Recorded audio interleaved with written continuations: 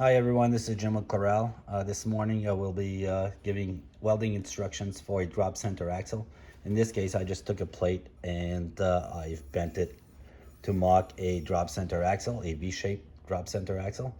When you do have one of those, you will need to order a DCA kit, drop center axle kit, which you will have a cover with the side tabs rather than the end tabs that you have on the regular covers. And that's the reason for that.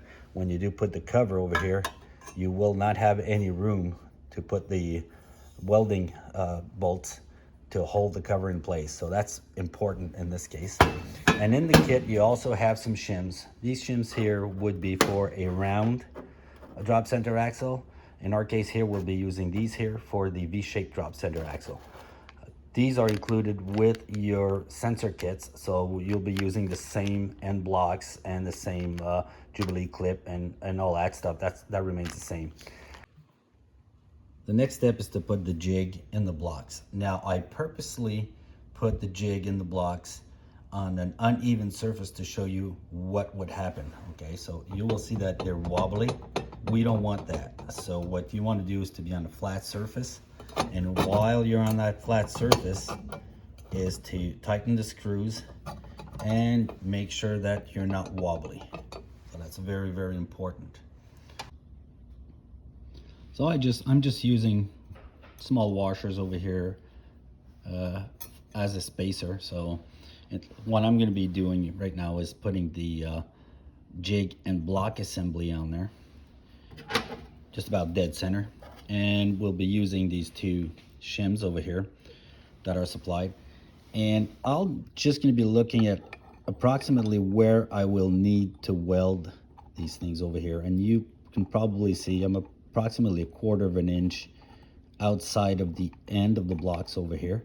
So that gives me a pretty good idea. I'll be clamping these on there and taking a look if they're okay.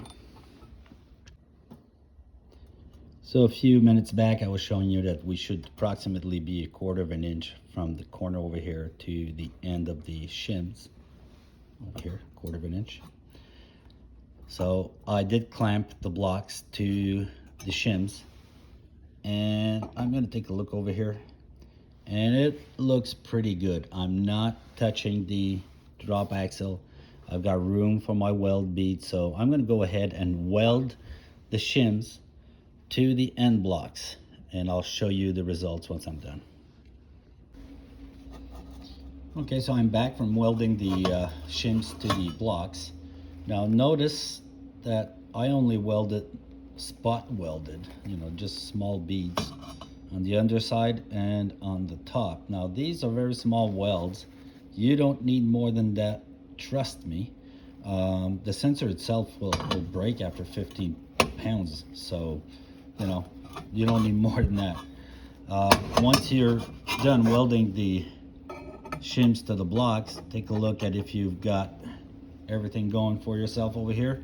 You're all good. You're not touching the drop axle, and you've got room to weld.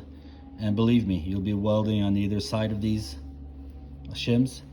You don't need much more than what I just did on top over here. Just a small bead on either side, and that's it.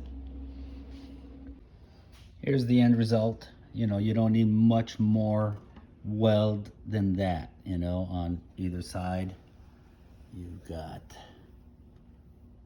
that's all you need. You don't need much more than that. So don't forget to let everything cool down before tensioning the sensor.